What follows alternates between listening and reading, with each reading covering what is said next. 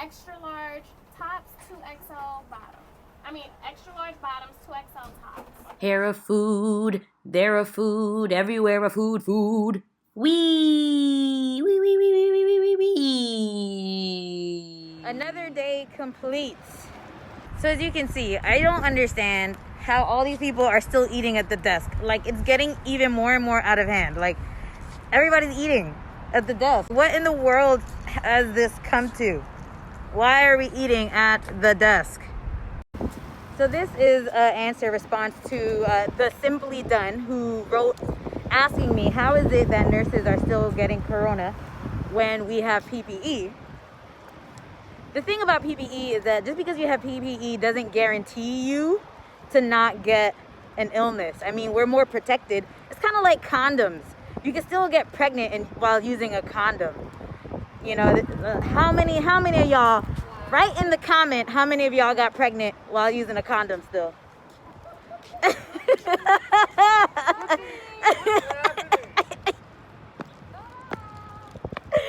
Exactly. So it's kind of like a similar thing. Not everyone uses PPE correctly, and not everyone, like, you know, you still have to do hand hygiene. You still got people eating at the desk. Then, you know, our masks are only 95% effective. So just like condoms, 5% chance that it won't work. So, and then you have like things like just when you go on break and you go outside, you might take your mask off. The wind might blow some corona your way. Like, there's just so many, like, just because you have PPE and a mask doesn't guarantee that you will not get corona. It is not a high percentage of healthcare workers that get corona. In reality, it's like maybe like less than 5% or so of healthcare workers are actually getting it. So it's not like it's some super high percentage. But I mean, you're exposed to it. Like today, I had this patient, multiple patients were just coughing all up in my face today. And I'm just like, Lord, I hope this mask is working, Lord Jesus.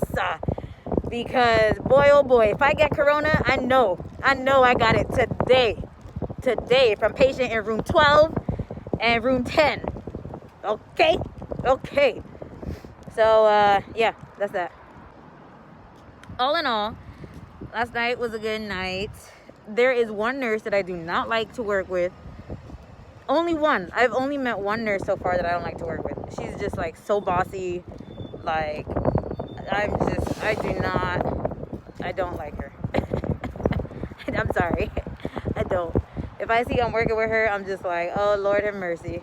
She's just, any question that somebody might come up to me and ask me, oh, like, hey, Monique, do you know how to, like, print this? And I'll be like, yeah. And then she'll come out of nowhere, I'll show you. Like, why can't I show them? Like, give me a second. Like, she doesn't want you to help anybody with anything. If I'm like, oh, I'll start your IV for you, I'll do it. Like, I can start and like, what are you even doing? Like, I'm capable of doing a lot of things. And so I don't know. She just kind of has this power trip. One day I was trying to give a report, and I was giving a report to this lady, to the oncoming nurse. And I was like, you know, this patient, da-da-da. And she was like, I'll tell the story. I'm like, how you gonna tell the story? And it's not even your patient. Talking about I'll tell the story.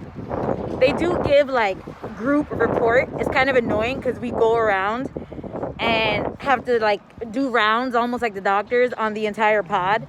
So it's kind of annoying because like when I'm trying to leave, it's like I can't leave because I gotta stick around and join in on this freaking 20 patient report. So anyways, I'm not too fond of her. In other news, people out here are still trying to play matchmaker. Like, I don't understand. There's this guy here from England, and he's older. Like, the dude is like gotta be like in his 40s or something. I mean, he's not old, he's just older. Me and the dude are just walking to the bus. He's not even with the same agency as us, but our bus is so kind to still adopt him as and give him a ride back. So we're just walking to the bus. Look at this picture that one of my coworkers on the bus sends me of me and him walking, talking about, Monique, who is this guy? Look at this, look at this.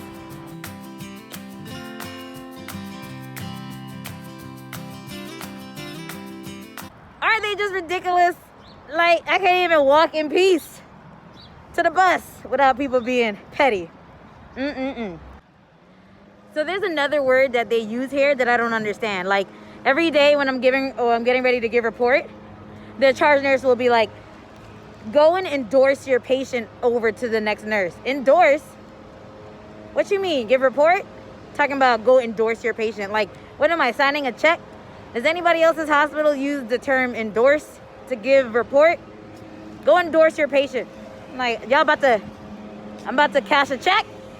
I'm about to run for politics? Like, what is this? Anyway, I can't with these words. Discreet, endorse. Like, what y'all using out here? Okay, look at how beautiful of a day it is today. The sun is out. The grass is green. It's not raining. It's a beautiful day. I wish I had the day off, but I don't.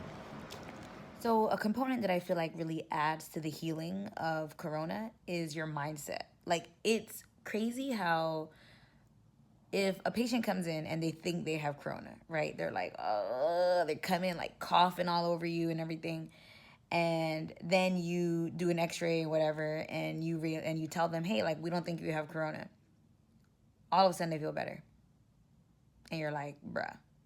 Like, it was all in your head. Like, it's not, now don't get me wrong. I'm not saying that people are not sick and that the illness is all in their head. That's not what I'm saying.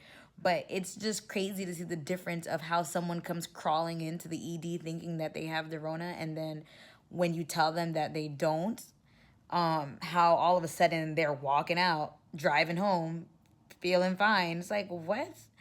So there's two ways that we can typically confirm corona. We either do a chest x-ray or we do the nasal test. The test, of course, takes a few days to get back. So a lot of times, it's like you can't really wait those few days. So many times the doctors, we order the they'll order the chest x-ray, and then, that moment we can tell you like, oh yeah, your lungs look like they have a really bad case of pneumonia, because that's typically what corona looks like, pretty much very similar to pneumonia on an x-ray. So many times, even without getting the swab result back, we can just look at the x-ray and be like, yeah, you got the Rones. So a lot of times, like, people come back, like, x-ray be crystal clear, and the doctor's like, yeah, I don't think you have corona. But it's just really interesting. Like, it's just really interesting. And then you have the opposite, right? Where people come in feeling perfectly fine. They're like, hi, yeah, I'm just coming in and I feel good. I don't know. My wife wanted me to come and get checked. And like, they feel fine. You check them and then they come back positive. And you're like, hey, you actually have corona. And now they're like, oh, I can't breathe. I think I'm going to die. And you're like, but wait a minute, Bob. You were just feeling fine like 10 minutes ago before you knew you had the Rones. So it's just really interesting, like, how the mind and the placebo effect. Like, I would love to see research done on, like, corona and healing with the mindset. It's unethical, but, a lot of placebo research is kind of unethical by kind of, like, telling people they have it that don't. It would be really interesting to see, like, if people die on their own, if you tell them that they have corona. Like, there's a lot of other research out there that suggests that, there's stories of a guy who got locked in a freezer and he thought that they found him dead in the freezer because he got locked in the freezer, and he thought that he froze to death because it was always, like, his biggest fear. But then they found out that, like, the freezer was never on. So they're like, how did he freeze to death if the freezer was never on? And then they're like, oh, it was all in his head. Like, he killed himself because he thought that he was freezing to death. So there's a lot of stories out there about, just the placebo effect of the mind. So it would be really interesting to see if you tell someone that they have corona and see if they live. Unethical. I would never do that, but I'm just saying. Interesting research there, Bob. Interesting research. In other news, none of my patients died last night. Very exciting times. So as a matter of fact, not only my patient, but no patient in my pod area died last night. Exciting time. Okay, so in this ED, it's a level 1 trauma center as well. And, if you're nurses and stuff, like, every hospital does their traumas and all that stuff differently. I don't like the way that this facility does theirs. It's like, when you're in my section, if they call it a medical note, it just means that, like, someone super, super sick came in and got brought into, like, a room. You have to leave your zone and go help with this medical note if you're in a certain zone. Like, it's the weirdest thing. Like, just assign somebody to that room and let them take all the stuff for that day. Like, it's just, you're not going to understand if you're not medical per se, or if you don't, not even medical, but you're not going to understand if you don't work in an ER as like an ER nurse. Like in a lot of other ERs, they just assign a nurse the big room, or, you know, or they just kind of assign a trauma team or a whatever team, and it's like, oh, alternate. So I'd be like in the middle of a room, and they're like, medical note in room 1, and I'm like, oh, I'm walking my patient to the bathroom. What am I gonna do? I almost dropped my patient off in the hallway throughout the night because they called a medical note that I had to go to, and this lady was like, "Can I go to the bathroom?" And she was absolutely unsteady on her feet and didn't speak no English. I felt like I was back in Miami again.